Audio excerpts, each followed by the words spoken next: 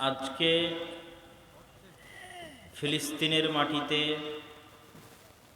গাজার প্রান্তরে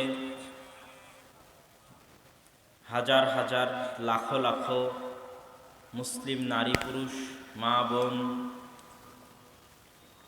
এবং মুসলিম ভাই তাদের উপর যে অত্যাচার জুলুম নির্যাতনের স্টিম রোলার পরিচালিত হচ্ছে,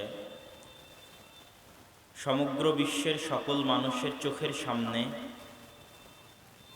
সারা পৃথিবীর সকল মিডিয়া এবং টিভি চ্যানেলের লাইভ প্রচারের সামনে, তারপরেও আমরা সেটা বন্ধ করতে পারছি না, বন্ধ হচ্ছে না। এবং মুসলমানদের উপর সামগ্রিকভাবে এই অত্যাচার এবং নির্যাতনের যে চিত্র সারা পৃথিবীতে ফুটে উঠেছে, তার উপর অনেক আলোচনা আমি ইতিপূর্বে করেছি। আজকে একটি নতুন বিষয়, সেই কারণগুলোর সাথে সম্পৃক্ত একটি নতুন কথা, নতুন বিষয়, যেটা হয়তো পূর্বের আলোচনাগুলোতে পেশ করা হয়নি, সেটি আপনাদের সামনে তুলে ধরার চেষ্টা করব। সেটা হচ্ছে ওয়াতানিয়াত বা ওয়াতান পারাস্ত বা দেশপ্রেম বা জাতীয়তাবাদ, ন্যাশনালিজম। রাসূল সাল্লাল্লাহু আলাইহি ওয়াসাল্লাম যখন পৃথিবীতে আগমন করেন, সেই যুগকে বলা হয়েছে জাহিলিয়াতের যুগ। জাহিলিয়াত শব্দটা এসেছে জাহাল, যার অর্থ হচ্ছে অজ্ঞতা এবং মূর্খতা। জাহিলিয়াতের যুগ হচ্ছে অজ্ঞতার যুগ, মূর্খতার যুগ। এই অজ্ঞতা এবং মূর্খতার যুগে অনেক অজ্ঞতা এবং মূর্খতা বিরাজ করত। যেমন জেনা ব্যভিচার একটা অজ্ঞতা মূর্খতা, যেমন দাসত্ব প্রথা একটা অজ্ঞতা মূর্খতা, সুদের কারবার ব্যাপকভাবে প্রচলিত ছিল, সেটা একটা অজ্ঞতা মূর্খতা, মদ এবং নেশা ব্যাপকভাবে প্রচলিত ছিল, সেটা একটা অজ্ঞতা মূর্খতা, লটারি এবং জুয়া ব্যাপকভাবে প্রচলিত ছিল, সেটা একটা অজ্ঞতা মূর্খতা, মূর্তি পূজা ব্যাপকভাবে প্রচলিত ছিল, সেটা একটা অজ্ঞতা মূর্খতা। আর এগুলোর মধ্যে আরও একটি বিষয় ব্যাপক আকারে ছিল, সেটা ছিল গোত্রভিত্তিক শাসন ব্যবস্থা ও গোত্রপ্রীতি। এবং গোত্রভিত্তিক শাসন ব্যবস্থার কারণে 500 বছর 600 বছর যাবৎ যুদ্ধ অব্যাহত থেকেছে। 400 বছর পর্যন্ত যুদ্ধ অব্যাহত থাকার রেকর্ড আছে। বংশ পরম্পরায় যুদ্ধ করতেই থেকেছে, যুদ্ধ করতেই থেকেছে, মানুষকে মারতেই থেকেছে, মারতেই থেকেছে, মরতেই থেকেছে। কেন? আপনি ওই গোত্রের, আমি এই গোত্রের। ওই গোত্রের একটা ছাগল যদি আমার গোত্রের কারো ধান খেয়ে নিয়েছে, তাহলে যুদ্ধ লেগে গেছে। ওই গোত্রের কেউ যদি আল একটু বেশি কেটে নিয়েছে জমির, এই গোত্রের, এই বংশের, যুদ্ধ লেগে গেছে। আপনাকে আমি আপনাদের অঞ্চলের উদাহরণ দিয়ে বুঝাচ্ছি। তো এটা একটা জাহিলিয়াত ছিল আল্লাহর নবীর যুগে, গোত্রভিত্তিক শাসন ব্যবস্থা। এই গোত্রভিত্তিক যে শাসন ব্যবস্থা ছিল, সেটাকে রাসূল সাল্লাল্লাহু আলাইহি ওয়াসাল্লাম বাতিল করে দিয়ে একটা কেন্দ্রীয় শাসন ব্যবস্থা প্রতিষ্ঠা করেছিলেন, যেখানে তিনি বলেছেন লা ফাদলা লিআরাবিয়্যিন আলা আজামিয়্যিন ওয়ালা লিআজামিয়্যিন আলা আরাবিয়্যিন। আজকের পর থেকে কোনো আরবের কোনো প্রাধান্য নেই কোনো অনারবের উপরে। বেলাল হাবশি, কালো, অনারব, এই জন্য বেলালের উপরে কোনো আরবের কোনো প্রাধান্যতা নেই। আর কোনো অনারবেরও প্রাধান্যতা নেই কোনো আরবের উপরে। বরং কিসের উপর প্রাধান্যতা? আল্লাহর নিকটে সবচেয়ে প্রিয় সেই যে আতকাকুম, তোমাদের মধ্যে সবচেয়ে আল্লাহওয়ালা, তাকওয়াবান, পরহেজগার, সেটার উপর ভিত্তি করে তোমাদের মাপকাঠি নির্ধারিত হবে, কোনো বংশ এবং রক্তের উপর ভিত্তি করে না। আজকের পর থেকে কোনো সাদার প্রাধান্যতা নেই কোনো কালোর উপরে, কোনো কালোর প্রাধান্যতা নেই কোনো সাদার উপরে। আপনি আশ্চর্য হবেন, আজকের বিশ্বেও, এই আধুনিক বিশ্বেও এখনো কি পরিমাণ কালার ডিসক্রিমিনেশন, ওর গায়ের রঙের উপর ভিত্তি করে মানুষ ডিসক্রিমিনেশন বা অত্যাচার নির্যাতনের শিকার হয়, নিজস্ব অধিকার থেকে বঞ্চিত হয়। আমরা বাংলাদেশের মানুষ হচ্ছি মেটে, ধূসর, শ্যামা, পরিপূর্ণ কালো নয়। প্রায় এশিয়ার মানুষ কিছুটা এরকম, সম্পূর্ণরূপে রাশিয়া, আমেরিকান, ইউরোপিয়ানদের মতো সাদা চামড়া আমাদের নয়। তা আপনি যখন ইউরোপে যাবেন 5-10 বছর থাকার পর আপনি বুঝতে পারবেন যে আপনার চামড়া সাদা না হওয়ার কারণে আপনি একটা সামাজিক বিভেদের শিকার হচ্ছেন। আপনি নিজের অজান্তেই কিছু কিছু জায়গায় কিছু কিছু মানুষ দ্বারা কোনো কথা, কোনো দুর্বল বাক্য, কোনো সুযোগ সুবিধা থেকে বঞ্চিত, কোনো দুর্ব্যবহারের শিকার হচ্ছেন, দেখতে পাবেন, বুঝতে পারবেন। অথচ তার আধুনিক বিশ্ব এখনো অব্যাহত আছে। তো আমার যে বক্তব্যের সারমর্ম ছিল সেটা হচ্ছে, রাসূল সাল্লাল্লাহু আলাইহি ওয়াসাল্লামের যুগে যে জাহিলিয়াতগুলো চলতো, সেই জাহিলিয়াতগুলোর মধ্যে অন্যতম একটি জাহিলিয়াত ছিল গোত্রের উপর ভিত্তি করে মানুষকে মূল্যায়ন করা। তো ওই জাহিলিয়াত পরিবর্তন হয়ে আমাদের যুগে নতুন একটা জাহিলিয়াতে রূপ লাভ করেছে। ওই যুগের প্রত্যেকটা জাহিলিয়াতই আমাদের যুগে এসেছে নতুন রূপে, নতুন নামে, যেটাকে বলা হয় পুরাতন বোতলে নতুন মদ। সেই যুগের মাদকতা ছিল, আমাদের যুগেও মাদকতা ফেরত এসেছে, ব্যাপকভাবে সমাজে ছড়িয়ে পড়েছে নতুন নামে। সেই যুগে সুদ ছিল, আজকেও সুদ ব্যাপকভাবে সমাজে ছড়িয়ে পড়েছে। মাইক্রো ক্রেডিট, ক্ষুদ্র ঋণ, ক্রেডিট কার্ড ব্যবহারের নামে, ভিন্ন নামে, ভিন্ন রূপে, কিন্তু জিনিস একই। সেই যুগেও অবৈধ সম্পর্ক ছিল, আজকেও অবৈধ সম্পর্ক ব্যাপক আকার ধারণ করেছে সামাজিক যোগাযোগ মাধ্যমের বদৌলতে। সেই যুগেও বেপর্দা বেহায়াই ছিল, আজকেও বেপর্দা বেহায়ে ব্যাপক আকার ধারণ করেছে। আকাশ সংস্কৃতি বা ওপেন যে ফিল্ড ইন্টারনেট আমাদেরকে প্রোভাইড করেছে, সেই ইন্টারনেটের মাধ্যমে ঠিক নতুন আর একটা জাহিলিয়াত প্রবেশ করেছে। গোত্রের জায়গায় আমরা বসিয়ে দিয়েছি দেশ। গোত্রের জায়গায় কি বসিয়েছি বলেন তো? দেশ। আজকে ফিলিস্তিনের গাজায় মুসলমানেরা এটা ভাবে না।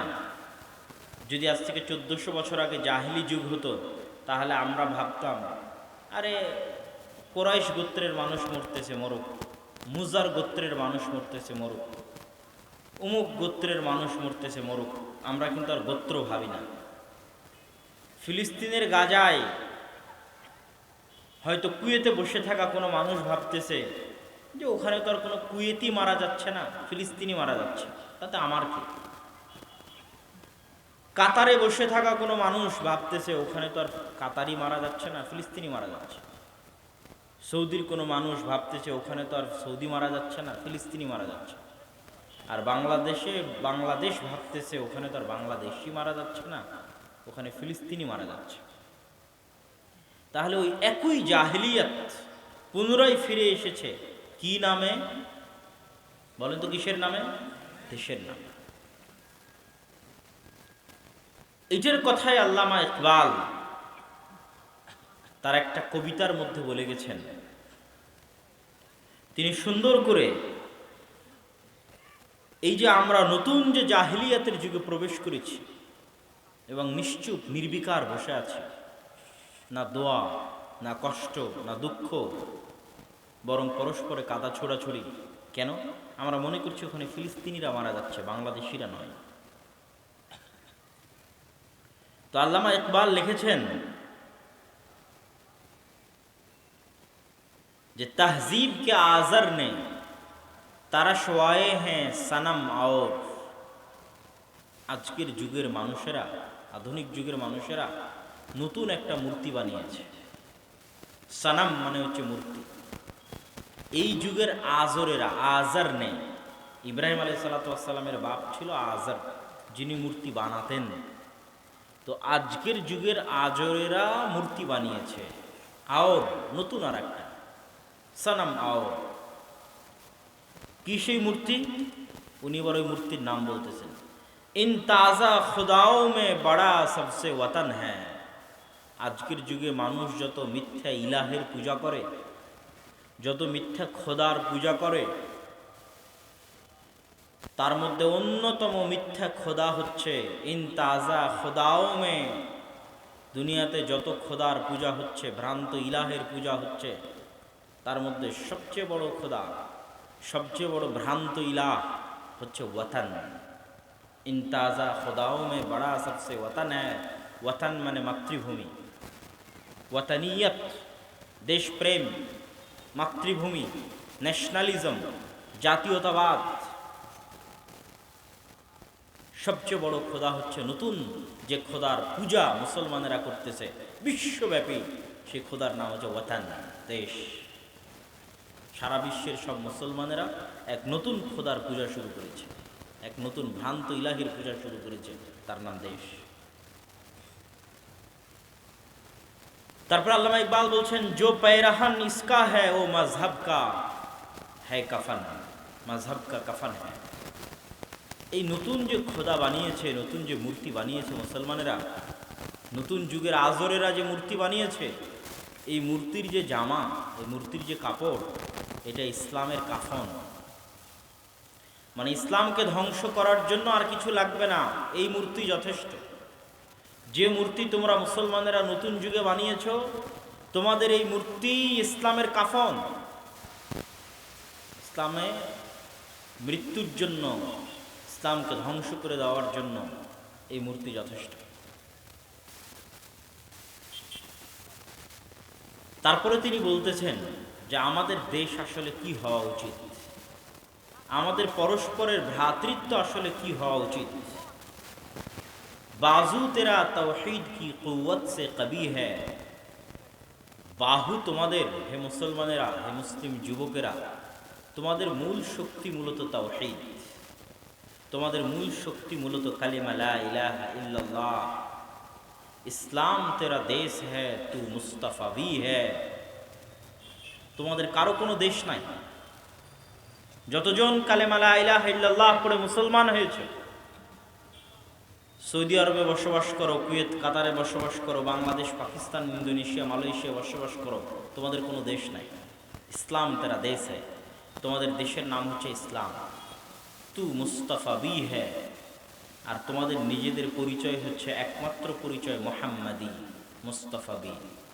কোনো পাকিস্তানি নাই, কোনো বাংলাদেশি নাই, সব হচ্ছে মুস্তাফা বি, মুহাম্মাদি।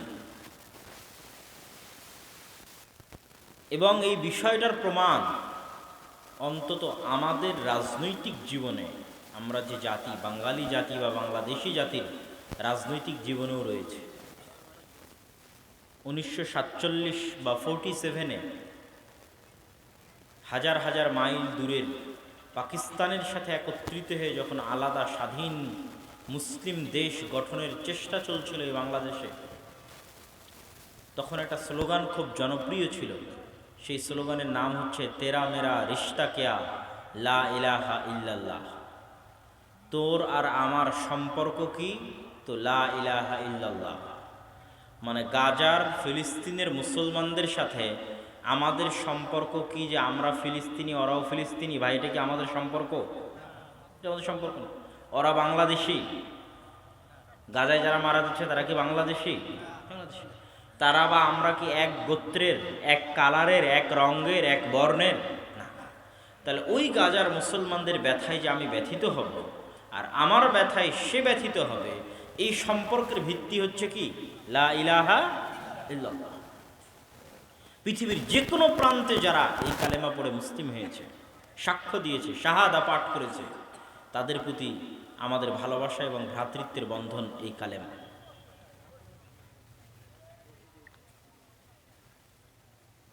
তারপরে তিনি লিখছেন, এখানে আমাদের আরো একটি বিষয় মনে রাখতে হবে, যে রাসূল সাল্লাল্লাহু আলাইহি ওয়াসাল্লামের যুগে যে এইরকম সমস্যা হয়নি তা নয়, তথা সাহাবীদের মধ্যে যে জাহিলিয়াতের ওই বীজ পুনরায় ফেরত আসেনি বা আসার চেষ্টা হয়নি তা নয়, বরং মাঝে মধ্যেই শয়তান ফেরত আনার চেষ্টা করেছে। তার দুইটা ছোট্ট ঘটনা আপনাদের সামনে পেশ করি। মক্কা বিজয়ের পর মক্কার মুসলমানেরা, মক্কার কাফেরেরা যখন মুসলমান হয়ে গেল, তখন বেশিরভাগ মুসলমানই কিন্তু আল্লাহর নবীর দূর সম্পর্কের, নিকট সম্পর্কের আত্মীয়। কেননা মক্কা আল্লাহর নবীর নিজের দেশ। যেমন আবু সুফিয়ান মুসলমান হয়ে গেল মক্কা বিজয়ে রাদিয়াল্লাহু তাআলা আনহু, উনি আল্লাহর নবীর আত্মীয়। হিন্দা মুসলমান হয়ে গেল মক্কা বিজয়ে, উনি আল্লাহর নবীর আত্মীয়। যেহেতু মক্কায় উনি থাকতেন, মক্কায় তার জন্ম, সেহেতু তার আত্মীয় থাকা স্বাভাবিক না অস্বাভাবিক? স্বাভাবিক। তো মক্কা বিজয়ের পর একটা যুদ্ধ হচ্ছে, হুনাইনের যুদ্ধ। এই যুদ্ধে বিজয়ের পর আল্লাহর নবী গনিমতের মাল বন্টন করতে গিয়ে বেশিরভাগ গনিমতের মাল মক্কার মানুষজনকে দিয়ে দিলেন। কাদেরকে দিয়ে দিলেন? গনিমতের মাল কাদের দিয়ে দিলেন? মক্কার মানুষকে দিয়ে দিলেন। তখন মদিনার যারা আনসার ছিল তাদের কানের মধ্যে শয়তান পুশ ইন করে দিল যে তোমরা এতদিন ইসলামের জন্য চেষ্টা করলা, তোমরা যুদ্ধ করলা বদর, তোমরা যুদ্ধ করলা উহুদ, তোমরা যুদ্ধ করলা খন্দক, তোমাদের বাড়িতে আশ্রয় নিল আল্লাহর নবী, তোমাদের বাড়িতে আশ্রয় নিল মক্কায় থেকে পালিয়ে যাওয়া মুসলমানেরা, আর আজকে একদিন হয়নি মক্কার মুসলমান ইসলাম গ্রহণ করা, আর গনিমতের মাল আমরা সারা জীবন চেষ্টা করলাম পালাম না, পরিশ্রম করলাম আমরা পেলাম না, ওরা এখনই মুসলমান হয়ে গনিমতের মাল নিয়ে চলে গেল। শয়তান এটা দিতে পারে না? পারে না? এবং শয়তান দিয়ে দিয়েছে। আরো একটা বিষয় শয়তান দিতে পারে, দুইটা জিনিস দিতে পারে। এক, আল্লাহর নবীর আত্মীয়। দুই, আল্লাহর নবীর দেশ। মদিনায় 1000 বছর থাকলে কি হবে? উনি কোথাকার মানুষ? মক্কার মানুষ। আপনার বগুড়াতে আমি একটা প্রতিষ্ঠান করলাম, প্রতিষ্ঠান করে চাকরি দিলাম সব চাঁপাইনবাবগঞ্জের মানুষকে, শেরপুরের মানুষ লেগে গেল মারামারি যে আব্দুর রাজ্জাক বিন ইউসুফ আর আব্দুল্লাহ বিন আব্দুর রাজ্জাককে এত ভালোবেসে নিয়ে এসে মাদ্রাসা করে দিলাম, আর সব চাকরি দিয়েছে নিজের এলাকার মানুষকে, আর জমি দিলাম আমরা, টাকা দিলাম আমরা। তো শয়তান দেয় না? দেয় না? তাহলে এই যে কোনো একটা বিষয়ের উপর ভিত্তি করে আলাদা করা, বিভেদ হয়ে যাওয়া, তখন রাসূল সাল্লাল্লাহু আলাইহি ওয়াসাল্লাম সাইকোলজিক্যালি, মেন্টালি এই পরিস্থিতি এবং এই সময়টাকে কন্ট্রোল করেছে। সাইকোলজিক্যালি কিভাবে কন্ট্রোল করেছেন, মেন্টালি কিভাবে কন্ট্রোল করেছে, তিনি সব তার কানে, এই কানা ঘোষা যখন তার কানে গেল, তখন তিনি সবাইকে বসিয়ে বক্তব্য দিলেন, হৃদয়গ্রাহী বক্তব্য দিয়ে মদিনার মানুষকে লক্ষ্য করে বললেন যে সব গনিমতের মাল মক্কার মানুষকে দিয়ে দিলেও আমি মুহাম্মদ তোমাদের সাথে মদিনায় ফিরে যাব। বলেন আল্লাহু আকবার। আমি তো আর মক্কায় ফিরে যাচ্ছি না, আমি কোথায় ফিরে যাচ্ছি? তোমাদের সাথে মদিনায়। তো তোমরা বলো, তোমরা তোমাদের সাথে মদিনায় ফিরে যাওয়া চাও না টাকা চাও? তো রাসূল সাল্লাল্লাহু আলাইহি ওয়াসাল্লামের এই যে সাইকোলজিক্যালি, মেন্টালি, মানসিকভাবে তিনি যখন তাদেরকে কন্ট্রোল করলেন, তখন অনেকের চোখে পানি চলে আসলো যে এটার জন্য আমরা জীবনও দিয়ে দিতে পারি যে রাসূল সাল্লাল্লাহু আলাইহি ওয়াসাল্লাম আমাদের সাথে মদিনায় ফিরে যাবে, এর বিনিময়ে আমাদের কিছুর দরকার নেই। এটাই আমাদের সবচেয়ে বড় সৌভাগ্য। আর মদিনার মানুষ সেই সৌভাগ্য পেয়েছে।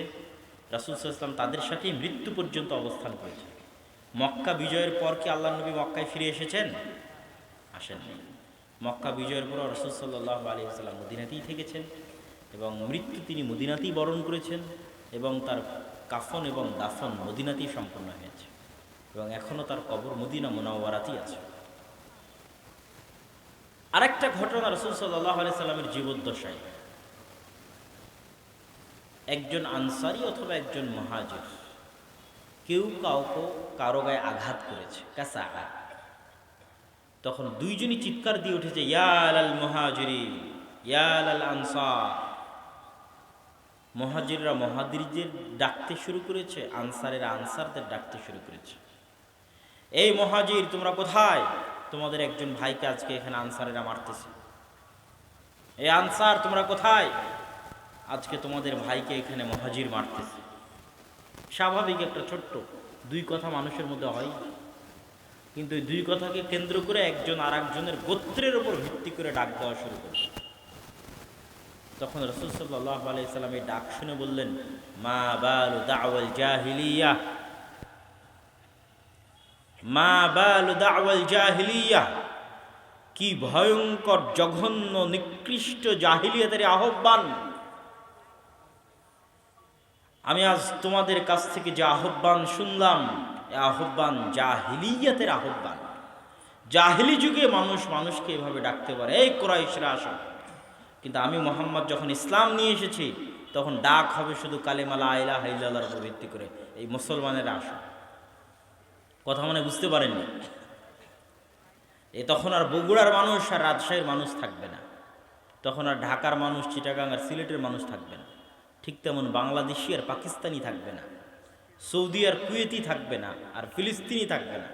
তখন থাকবে শুধু মুসলমান। মা বালু দাওয়াল জাহিলিয়া, কি জঘন্য কি নিকৃষ্ট এই জাহিলিয়াতের আহ্বান। এবং এই ভারত উপমহাদেশে মুসলমানেরা এই ভ্রাতৃত্ব, এই উখুওয়াত এর প্রমাণ দিয়েছে, বহন করেছে, পালন করেছে। আমরা আজকে যে স্বাধীন বাংলাদেশের দাবি করি, যে স্বাধীন বাংলাদেশ নিয়ে আমরা গর্ব করি, এই স্বাধীন বাংলাদেশের মানচিত্র আমরা 1971 সালে অর্জন করিনি, বরং এই স্বাধীন বাংলাদেশের মানচিত্র আমরা অর্জন করেছি 1947। এবং এই মানচিত্র অর্জন করার আগের ছোট্ট একটা ঘটনা বললে এই উখুওয়াতের প্রমাণটা আপনারা পাবেন। শেরে বাংলা একে ফজলুল হক ছিলেন অবিভক্ত বাংলার একমাত্র প্রধানমন্ত্রী। তার আগে বা তার পরে অবিভক্ত বাংলার একক প্রধানমন্ত্রী আর কেউ হয়নি। তো এই অবিভক্ত বাংলার প্রধানমন্ত্রিত্ব নেওয়ার পরেই তিনি মূলত জমিদারি প্রথা বিলুপ্ত করেছিলেন। আমরা আজকে যেই দেশে বসবাস করতেছি, এই দেশে আমাদের সম্পত্তির কোনো মালিকানা ছিল না দীর্ঘ 200 বছর। RS পর্যায়ে আপনাদের যে নাম আছে, CS বা SA পর্যায়ে আপনাদের যে নাম আছে, তার আগে আমরা শুধু যে জমি আমরা ভোগ দখল করছি তার খাজনা দেওয়ার দায়িত্ব শুধু ছিল আমাদের। কিন্তু মূল জমির মালিকানা বন্টন করা ছিল জমিদারি ভিত্তিতে, যে এই পুরো গ্রামটা একজনের জমিদারিতে দিয়ে দিলাম, মূল জমির মালিক সে। আমরা শুধু জমিতে কাজ করব এবং নির্ধারিত হারে তাদেরকে কর দিব, ফসল দিব। কিন্তু তার 200 বছর আগে এই জমির মালিক আমরা ছিলাম, আমাদের মালিকানা ছিল, আমাদের বাপ দাদা আদি পুরুষেরা মালিকানা ছিল। দেখেই ইতিহাসের পরিসংখ্যান দাবি করছে, জরিপ দাবি করছে যে সমগ্র ভারত, বাংলাদেশ, পাকিস্তানের 5 ভাগের 1 ভাগ সম্পত্তি মসজিদ এবং মাদ্রাসার নামে ওয়াকফ করা ছিল ব্রিটিশরা আসার আগে। সমগ্র পাক ভারতের 5 ভাগের 1 ভাগ, গোটা পাকিস্তান, বাংলাদেশ, ভারতকে 5টা ভাগ করার পর 1 ভাগ করলে যত সম্পত্তি হবে তত সম্পত্তি গোটা ভারত, পাকিস্তান, বাংলাদেশে মসজিদ মাদ্রাসার নামে ওয়াকফ ছিল। তো সেই জমিগুলো কোথায়?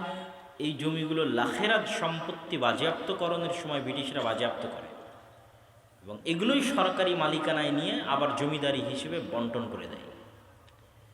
এই জন্য 2-1টা ঐতিহাসিক মসজিদ ছাড়া 500 বা 600 বছরের পুরাতন মসজিদের নামে কোনো জমিও নাই, কোনো জায়গাও নাই, কিছুই নাই। মসজিদের নামে যত ওয়াকফ আছে, মাদ্রাসার নামে যত ওয়াকফ আছে, সব গত 200 বছরের। কিন্তু আমরা মুসলমানেরা এই দেশে 200 বছর থেকে বাস করছি না, আমরা বাস করছি প্রায় 800 বছর থেকে। তাহলে 800 বছর আগেও আমার বাপদাদা মসজিদ মাদ্রাসার নামে জমি ওয়াকফ করেছে, কিন্তু এটা নাই। কেন নাই? এটা ব্রিটিশরা আসার পর লাখেরাত সম্পত্তি বাজেয়াপ্তকরণের সময় রাষ্ট্রীয়ভাবে সম্পত্তিগুলো বাজেয়াপ্ত করা হয়, বাজেয়াপ্ত করে সরকারি মালিকানায় নিয়ে সেগুলো আবার জমিদারি হিসেবে বন্টন করে দেওয়া হয়। সম্মানিত উপস্থিতি, তো এই শেরে বাংলা একে ফজলুল হক, তিনি যেহেতু অবিভক্ত বাংলার প্রধানমন্ত্রী ছিলেন, তো 47-এর আগে তিনি মুসলিম লীগ করতেন না, তিনি কৃষক শ্রমিক প্রজা পার্টি এরকম একটা দলের নাম ছিল তার, যেটার মাধ্যমে তিনি ক্ষমতায় গেছিলেন। তো তিনি চাইতেন যে পশ্চিম বাংলা এবং এই বাংলা মিলে একত্রিত হয়ে সম্পূর্ণ আলাদা দেশ, তথা তার প্রস্তাব ছিল দেশ হবে 3টা, একটা পাকিস্তান, একটা ইন্ডিয়া, আর একটা এই বাংলার ওই বাংলা মিলে বাংলাদেশ। কিন্তু ইন্ডিয়ার কলকাতার যারা দাদাবাবু ছিল তারা কিন্তু এই প্রস্তাব গ্রহণ করেনি, তারা বলেছিল যে আমরা ইন্ডিয়ার সাথেই থাকব।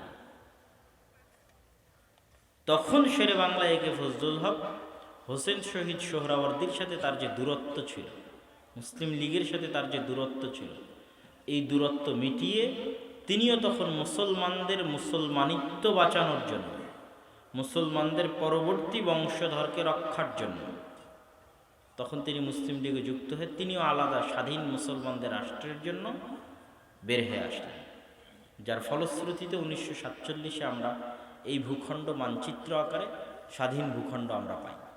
তো এই যে ওনার বের হয়ে আসা এবং যুক্ত হওয়া, এটা মূলত ছিল ইসলামী ভ্রাতৃত্বের উপর ভিত্তি করে, যেটা আমি বক্তব্যের শুরুতে বলেছিলাম, তেরা মেরা রিশতা কিয়া তো লা ইলাহা ইল্লাল্লাহ।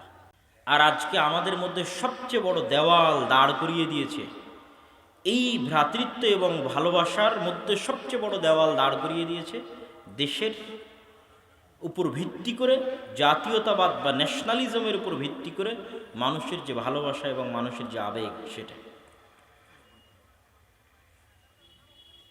এই জন্য আল্লামা ইকবাল এই কবিতার শেষের দিকে এসে বলেছেন, ওই বাক্যটা আবারও বলি, ইসলাম তেরা দেশ হ্যায় তো মুস্তাফা ভি হ্যায়, তোর দেশের নাম ইসলাম, তুই মোহাম্মদী। তখন তিনি মোহাম্মদীকে ডাক দিয়ে বলছেন, আই মুস্তাফা ভি আই মোহাম্মদী, খাক মে ইস বুত কো মিলা দে। এই যে নতুন মূর্তির তোমরা পূজা শুরু করেছো, এই নতুন মূর্তিকে তোমরা ধ্বংস করে দাও, চূর্ণ বিচূর্ণ করে দাও। তিনি আরও মানুষকে কোরআন এবং হাদিস থেকে দলিল দিতে গিয়ে বলেছেন, তারকে ওয়াতান সুন্নাতে মাহবুবে ইলাহি, যদি জাতীয়তাবাদের উপর ভিত্তি করে কোনো কিছু তৈরি করা ইসলামী হতো, তাহলে রাসূল সাল্লাল্লাহু আলাইহি ওয়াসাল্লাম মক্কা ছেড়ে মদিনায় হিজরত করতেন না। তিনি মক্কা ছেড়ে মদিনায় হিজরত করেছেন এটা, তথা নিজের মাতৃভূমি ছেড়ে দিয়েছেন, নিজের স্বদেশ ছেড়ে দিয়েছেন, তথা ইসলামের ভ্রাতৃত্বের মূল মানদণ্ড স্বদেশ নয়, ইসলামের ভ্রাতৃত্বের মূল মানদণ্ড মাতৃভূমি নয়। তিনি যে ঈমান বাঁচাতে, ইসলাম আকীদা বাঁচাতে মক্কা ছেড়ে মদিনায় গেছে।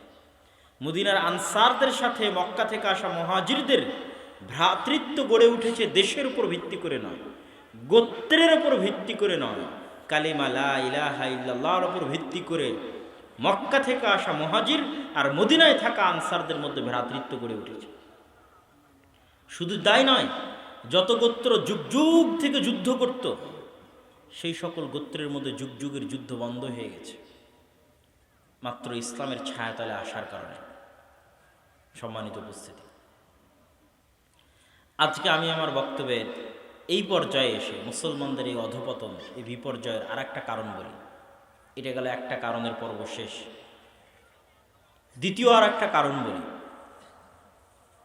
এটাও আল্লামা ইকবালের কবিতা থেকে বলতে চাই कि सबक फिर से पढ़ सदाकत का, अदालत का, शुजाअत का, तुझसे लिया जाएगा काम दुनिया की इमामत का। कि हे मुसलमानेरा, তোমরা পুনরায় সাদাকাত সত্যবাদিতা, আদালত ন্যায়পরায়ণতা, শুজাআত সাহসিকতা, এই তিনটে জিনিসের দার্স তোমরা পুনরায় গ্রহণ করো।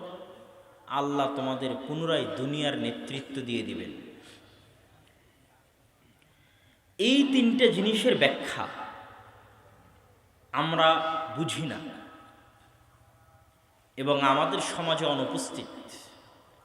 তিনি এই তিনটে বাক্যের মধ্যে এটাও বলেননি যে মুসলমানেরা তোমরা সালাত আদায় করো, মুসলমানেরা তোমরা সিয়াম পালন করো, মুসলমানেরা তোমরা জাকাত প্রদান করো, এগুলো বলেননি। কি বলেছেন? সাদাকাতকা, আদালাতকা, সুজাআতকা, সত্যবাদিতা, ন্যায়পরায়ণতা, সাহসিকতা। এই তিনটা এমন মৌলিক গুণ, যে মৌলিক গুণের উপর আল্লাহ নবীদেরকে জন্ম দিতেন নবুয়ত পাওয়ার আগেই।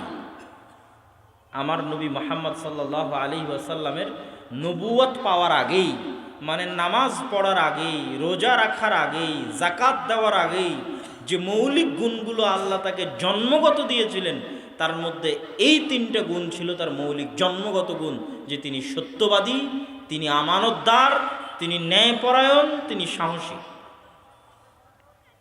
প্রত্যেক নবীকে আল্লাহ সুবহানাহু ওয়া তাআলা এই মৌলিক গুণগুলো দিয়ে পৃথিবীতে পাঠান, এবং তার সত্যবাদিতার কারণে মানুষ বিশ্বাস করেছে যে তার দাবি সত্য। তিনি যে বলছেন আমি মুহাম্মদ, আমি আল্লাহর নবী, এটা মানুষ বিশ্বাস করেছে নবী দাবি করার আগে তার সত্যবাদিতার কারণে। দীর্ঘ 40 বছরের সত্যবাদিতা, 40 বছরের আমানতদারিতা, 40 বছরের ন্যায়পরায়ণতা, 40 বছরের সাহসিকতার কারণে।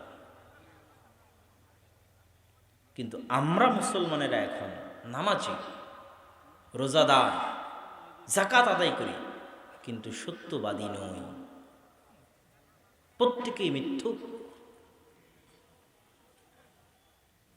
ন্যায়পরায়ণতা নাই, সবাই দুর্নীতিবাজ। যে সালাত আদায় করছে সেও দুর্নীতি করে, যে জাকাত দিচ্ছে সেও দুর্নীতি করে, যে দান করছে সেও দুর্নীতি করে। সুজাআতকা, সাহসিকতা, সবাই ভীরু এবং কাপুরুষ, সবাই স্বার্থপর, কেউ নিঃস্বার্থভাবে কখনোই কোনো সাহসী সঠিক সিদ্ধান্ত গ্রহণ করে না। এই জন্য আল্লামা ইকবাল মুসলিম সমাজের গোড়ায় হাত দিয়েছেন। উনি দেখেছেন যে ব্রিটিশদের দীর্ঘ 200 বছরের গোলামিতে আমাদের নামাজ থাকলেও সত্যবাদিতা চলে গেছে। গোলামি করতে করতে আমরা মিথ্যুক হয়ে গেছি, আমাদের সাহসিকতা চলে গেছে, আমরা কাপুরুষ স্বার্থপর হয়ে গেছি, আমাদের ন্যায়পরায়ণতা ইনসাফ চলে গেছে, আমরা সবাই দুর্নীতিবাজ হয়ে গেছি। সব জায়গায় আপনি যে কোনো এই তিনটে জিনিস দিয়ে মুসলমানদের যে কোনো লেভেলকে পরীক্ষা করতে পারেন, মুসলমানদের যে কোনো লেভেলকে। যে ইসলাম মানে ইসলামের মূল বিষয় যে এই তিনটার মধ্যে, এই জন্য আমি আগেই বলে নিয়েছি যে নবীরা নবী হওয়ার আগে যে তিনটা জিনিস আল্লাহ সুবহানাহু ওয়া তাআলা তাদের মধ্যে দিয়েছে, যে মৌলিক গুণগুলো, সেটাই তারপরে তারা নবী হয়েছে। তো এই মৌলিক গুণগুলো পূর্ব শর্ত লাগবেই। আপনি যে কোনো কিছুকে এই তিনটে জিনিস দিয়ে পরীক্ষা করবেন, দেখবেন আমরা মুসলমানেরা পিছিয়ে আছে। মসজিদে যান, দেখবেন মসজিদে সত্যবাদিতা নাই, ন্যায়পরায়ণতা, ইনসাফ নাই, সাহসিকতা নাই। নামাজ আছে, রোজা আছে, সব কিছু আছে। ইমাম, মুয়াজ্জিন, মসজিদের কমিটি সত্যবাদী নয়, মিথ্যুক, সবাই মিথ্যা কথা বলে। ন্যায়পরায়ণতা, ইনসাফ নাই, একজন আর একজনের উপর জুলুম করে, অত্যাচার করে কিভাবে কে কাকে ডিঙ্গিয়ে যাবে, সেই বেইনসাফি এবং অত্যাচারের কালচার এবং কৃষ্টি সংস্কৃতি প্রচলিত আছে। মাদ্রাসায় যান, মাদ্রাসায় গিয়ে দেখবেন সত্যবাদিতা নাই, ন্যায়পরায়ণতা নাই, ইনসাফ নাই, সাহসিকতা নাই। ইসলামী দলে যান, ইসলামী সংগঠনে যান, যে দেখবেন ইসলামী দল, ইসলামী সংগঠনে সব কিছু আছে, কিন্তু কি নাই? সত্যবাদিতা নাই, ন্যায়পরায়ণতা নাই। এক নেতাকর্মী আর এক নেতাকর্মীর বিরুদ্ধে গ্রুপিং, যে যোগ্য তাকে কিভাবে বাইসাইড করে দেওয়া যাবে, তার যোগ্যতার মাপকাঠি অনুযায়ী তাকে না দিয়ে তাকে বাইসাইড করে দেওয়া, এই সকল কৃষ্টি কালচার দেখবেন সব জায়গায় আছে। তথা ইসলামের নামে আমাদের মধ্যে সব কিছু আছে, কিন্তু ইসলামের মূল জিনিসটাই নাই। এবং আমরা আমাদের আলোচনা, বক্তব্য, সকল কিছুতে যে বিষয়গুলো নিয়ে আলোচনা করি, সেগুলোর চাইতেও বেশি জরুরি এই জিনিসগুলো।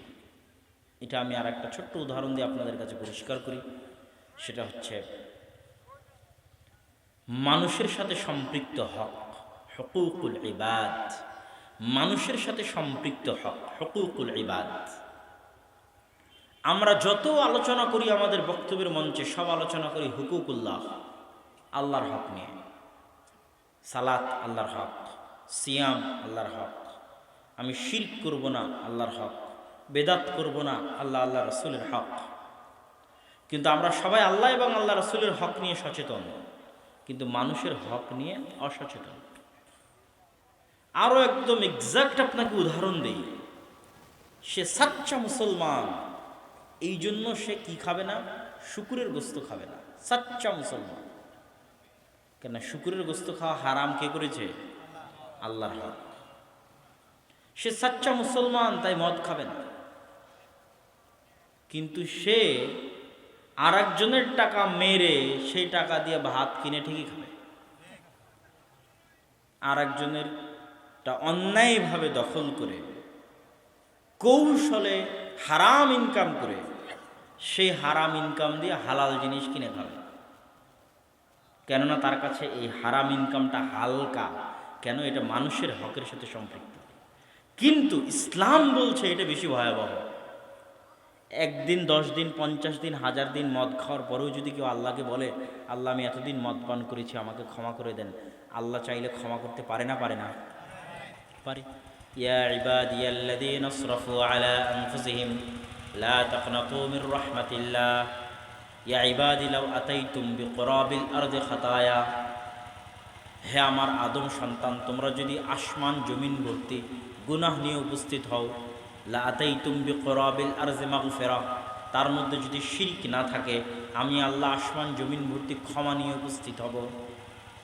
তো আল্লাহ সুবহানাহু ওয়া তাআলা এগুলো ক্ষমা করে দিবেন, দিতে পারে। কিন্তু ওই আপনি যদি হারাম ইনকাম করে, সুদ নিয়ে, ঘুষ নিয়ে, মানুষকে মিথ্যা কথা বলে টাকা নিয়ে, ধোঁকা দিয়ে, ওজনে কম দিয়ে ইনকাম করে, সেই ইনকাম দিয়ে যদি হালাল জিনিস ক্রয় করে খান, তো ওই যে মানুষকে 5 টাকা 10 টাকা আপনি ধোঁকা দিলেন, সরকারি কাজে টেন্ডার নিয়ে রাস্তা তৈরি করতে ধোঁকা দিলেন, দুর্নীতি করলেন, জনগণের টাকা মেরে দিলেন, টাকা দেশ থেকে পাচার করে দিলেন, এগুলোকে আল্লাহ ক্ষমা করে দিবে? এগুলো আল্লাহ কখনোই ক্ষমা করবেন না। এটা কিসের শব্দ হচ্ছে? হ্যাঁ, চলে যাচ্ছে, রাস্তা চলে যাচ্ছে, গাড়ি চলে যাচ্ছে।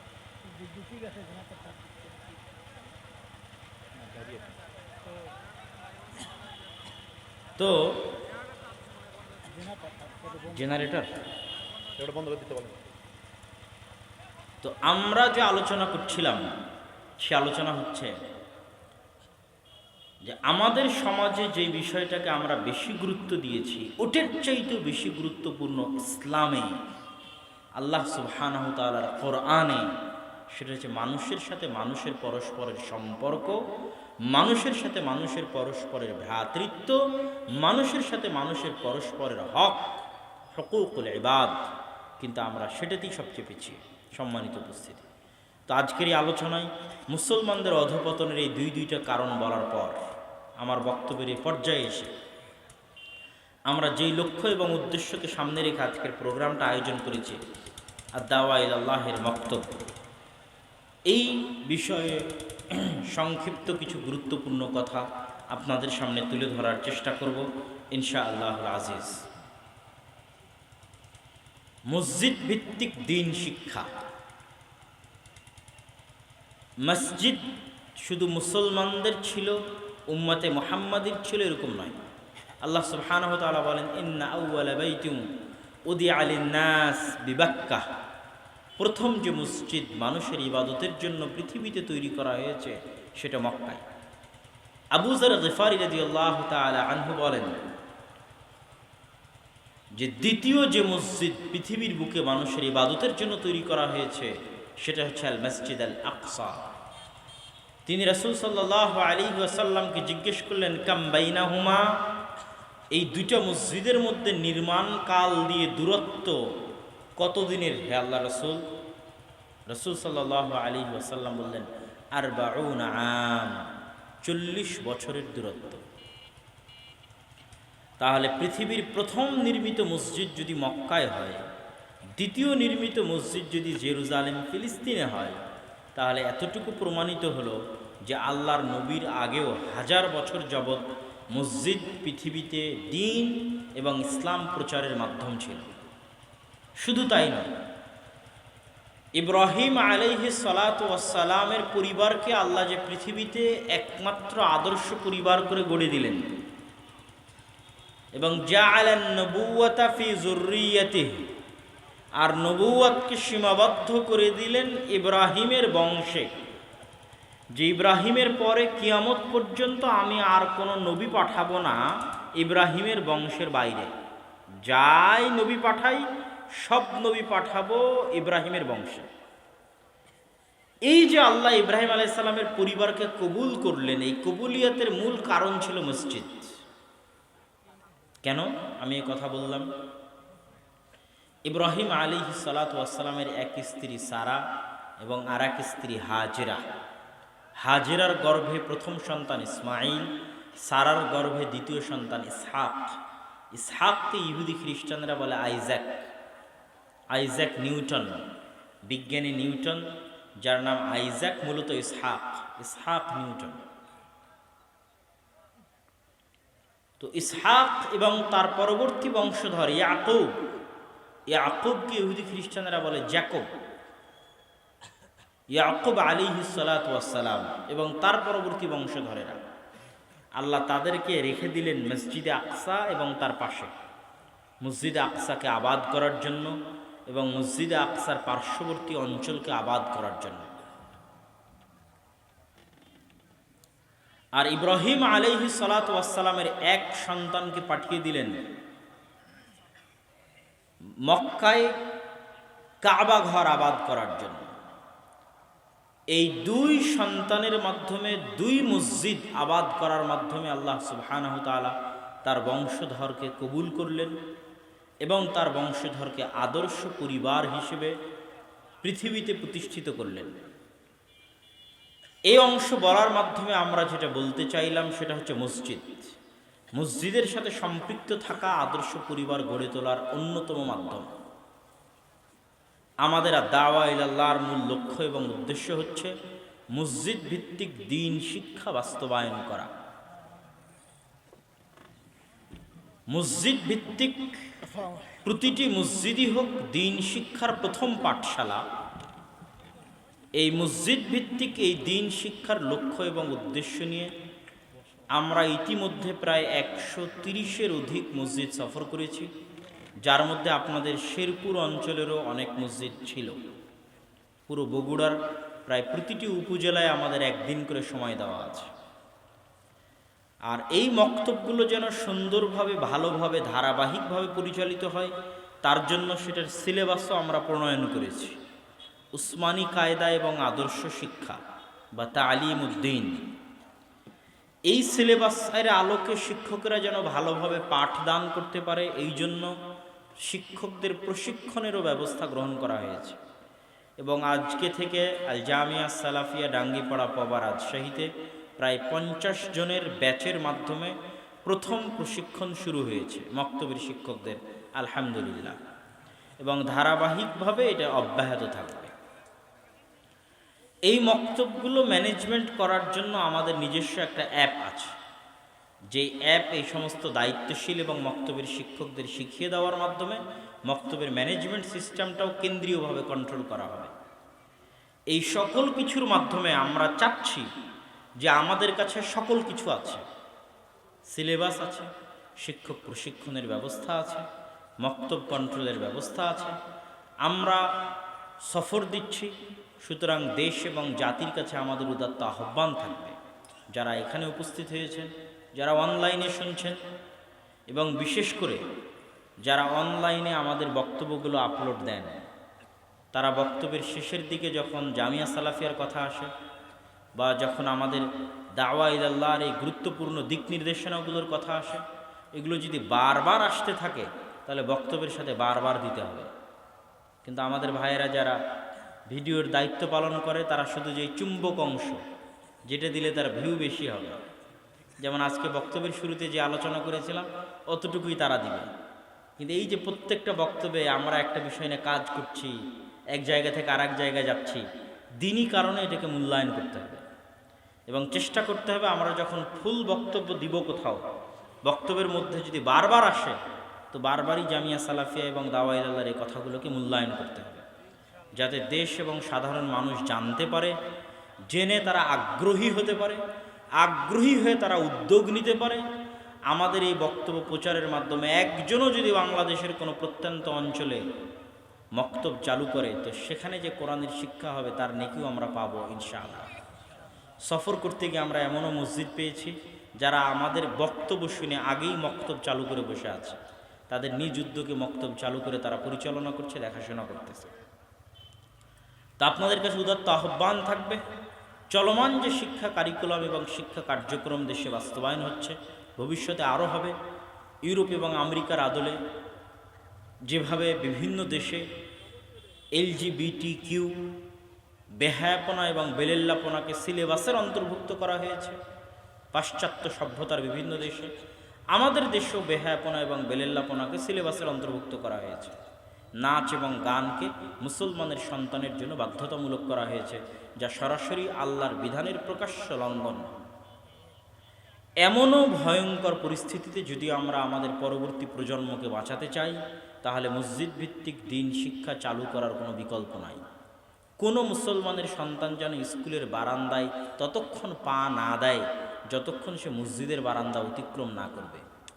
এই শপথ, এই ত্যাগ, এই পরিশ্রম, এই উদ্যোগ নিয়ে আমাদের সামনে এগিয়ে আসতে হবে। আপনাদের কাছে উদাত্ত আহ্বান রেখে এবং আজকের এই জালসা সহ এখানে অত্র অঞ্চলে যে বক্তব্যগুলো পরিচালিত হয় সেগুলোর জন্য আমাদের দিনী ভাইয়েরা আপনাদের মধ্যে যাওয়ার কথা, আমি জানি না তারা প্রস্তুত আছে কিনা। যদি তারা প্রস্তুত থাকে তাহলে আমি তাদেরকে অনুরোধ করব যে আপনারা ভিতরে যান এবং আপনারা যারা এসেছেন সাধ্য অনুযায়ী এই উদ্যোগগুলোতে সহযোগিতা করার চেষ্টা করবেন। এই ওসমানী কায়দা এটা যাওয়ার সময় নিয়ে যাবেন। এই কায়দার যে উচ্চারণগুলো আছে এই উচ্চারণগুলো আবার আপনারা আমাদের অ্যাপে পাবেন। অ্যাপসের লিঙ্ক আমাদের বিভিন্ন ফেসবুকের পেজে অথবা বিভিন্ন পোস্টে আপনারা পেয়ে যাবেন। সেই অ্যাপসের মধ্যে গেলে আপনি যদি নিজে বসে থেকে মোবাইল হাতে নিয়ে উচ্চারণ করতে চান তাহলে আলিফ বা যেটার উপর চাপ দিবেন সেটার উচ্চারণ তখন আপনার মোবাইলে বাজবে অ্যাপস থেকে, পুরোপুরি এই কায়দার উপরে। প্রায় অর্ধেকের মতো হয়তো আমাদের উচ্চারণ আপলোড করা হয়ে গেছে, বাকি অর্ধেক চলমান আছে, আজকালকের মধ্যে শেষ হবে। ওই বইটাকে মূল্যায়ন করবেন। এই বইয়ের মধ্যে নবীদের জীবনী, নবীদের ঘটনা, আদব কায়দা, আখলাক, শিষ্টাচার, গুণাবলী, আকিদা সকল কিছু মিলে সমন্বিত করা হয়েছে এবং এগুলোর ধারাবাহিক পরবর্তী পর্বও আসবে। এই বইগুলো মূল্যায়ন করো। তো কাউকে তো ভিতরে যেতে দেখলাম না, আমাদের তো বক্তব্য শেষ করতে হবে এবং দ্রুত বিদায় নিতে হবে। তো আমি সকলকে দাওয়া ইলাল্লাহ এর মক্তব সহ উক্ত জালসা সহ সকল কিছুতে সহযোগিতা করার আহ্বান জানিয়ে আমার সংক্ষিপ্ত বক্তব্য এখানেই শেষ করছি। ওয়াখির দাওয়ানা আনিল হামদুলিল্লাহি রাব্বিল আলামিন। আসসালামু আলাইকুম ওয়া রাহমাতুল্লাহি ওয়া বারাকাতুহু। আলহামদুলিল্লাহ, আমরা এতক্ষণ যাবৎ শুনছিলাম আব্দুল্লাহ ভাইয়ের নিকট থেকে বিভিন্ন বিষয়ে।